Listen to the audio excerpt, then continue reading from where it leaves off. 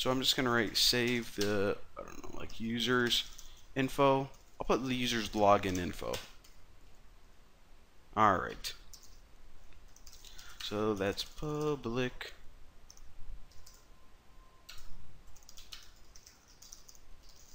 Pass in reviews. Alright.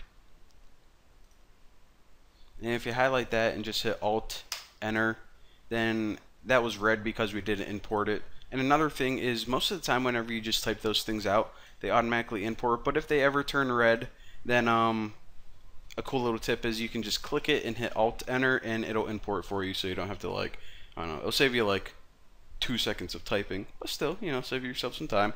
Alright, so the first thing we need to do is we need to allow shared preferences to be used in our app, and of course there's a special class called shared preferences right there, and this allows us access to create and edit shared preferences files. It's a little more complex than this, but the first thing we need to do, might as well just, let me name it shared pref. I really don't like object names the same as the classes because, I don't know, if I ever want to create like multiple ones, it gets kind of messy. But anyways, what we're going to do right now is saying, okay, we want to use shared preferences in our app, and also we need to add another setting to say we only want this application, the app that we're making right now, to be able to access this file that has the user's info in it. Since, again, this is their name and their password, so we want to keep this data secure. So in order to do that, you write get shared preferences, and the first parameter is the name of your preferences file. So in this app, we're just going to save the login information. But let's say, I don't know, maybe we're making another app that we want to save their like notification settings. Well, we're going to make another shared preferences file for that, so you can have multiple shared preferences files. You're not just limited to one. So for this one, I'm just going to name user info, and the second parameter is just a privacy setting. If we write context, and then we just write mode private, what this means is that this file is private. In other words, only this application can access it. And there are types of shared preferences that you can share between different applications, but for this one, it's going to be private since it's login information.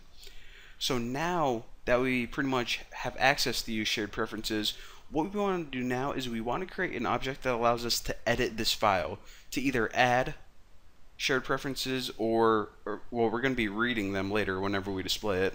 But if we go to shared preferences and then we call editor, and I'll just name my object editor, what this does is it gives us an object that we can pretty much write to this file. So sharedpref.edit is what you set this equal to, and now we can start adding stuff to this file. So how do we do that? We take our editor and we call a method called putString. So every thing in your shared preferences file is going to come in the form of a key value pair. So it's kind of like a really simple database that only has 2 columns. So the first one we're just going to call username, and it's essentially just putting a variable in your file. So we're going to say, okay, make a key in here called username, and for the value we're just going to get whatever value was typed in here. So of course if we go to username input right there, which was that text field, and you write get text, and then we just write to string. What this is going to do is it's going to take whatever text they typed in here, convert it to a string, and set it equal to the value of username. So right now, this isn't actual code, but it's just really easy to see what's going on. Your file is pretty much going to be like this. Username equals, I don't know, like Bucky Roberts. So again, obviously this isn't real code or anything. I'm just going to show you guys what's going on behind the scenes. So therefore, later on, whenever we say, okay, go to this file, user info, and print out username, it's going to say, okay, username equals Bucky Roberts, so it's going to print out Bucky Roberts. So again, this is like a really simplified version of what's going on. But now we have to do the same thing for the password field. So if we actually just copy this, we're going to use that editor to put another string in, and this string, we'll just name it password, and this one is just password input to string. So now we got two different variables essentially in our shared preferences file. So in order to actually submit this or have the editor actually write it, you have to write editor.apply. I know it's kind of unnecessary. Well, it's not unnecessary. It kind of looks like a extra step, but hey, that's what Android makes you do. So now, just so the user has a little indicator of what's going on, what I'm going to do is I'm going to actually make a toast, and I'm going to make text, and I'll just say this for context. What can I write? Like saved. Alright.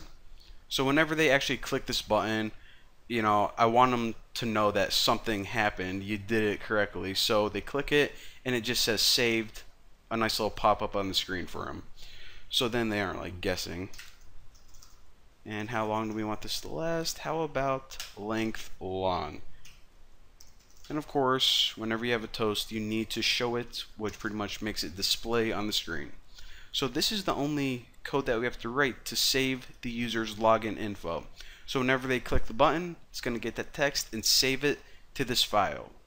So now, the only thing that we have to do, and actually if we run the app, then it'll run fine. We won't have any bugs or anything, hopefully, unless I mess something up. But whenever they click this display info button, nothing is going to happen because we need to create that method right now. So all this method is going to do is print out the saved data, and let me run my emulator. Forgot to kick that off. Actually, I'm afraid that if I run it, sometimes when I'm recording these tutorials, I'll start the little emulator, and then in the middle of my tutorial, you see how like you can see where my mouse is moving around? It'll just get stuck on the emulator. So I'm like, okay, and it's really hard to follow, and it ticks me off, and I feel like drop kicking my computer. So I'm not going to start the emulator, and I just rambled on about something stupid for like 5 minutes. Whatever. Alright. Public void display. Is that what I named it? On click, where you at? Okay, display data. Alright. So in here, we just want to pass through our views. Now, how do we display the data from a shared preferences file? Well, the first thing we need to do is, this is really easy, we just copy this, and this, of course, just says, okay, we have an app, and it's using shared preferences, and what shared preferences file that do you want to use? How about this one? It's the only one we got, so we'll just reference that one right there. So now, what we need to do is, we can actually just make variables. It'll probably be a little bit easier.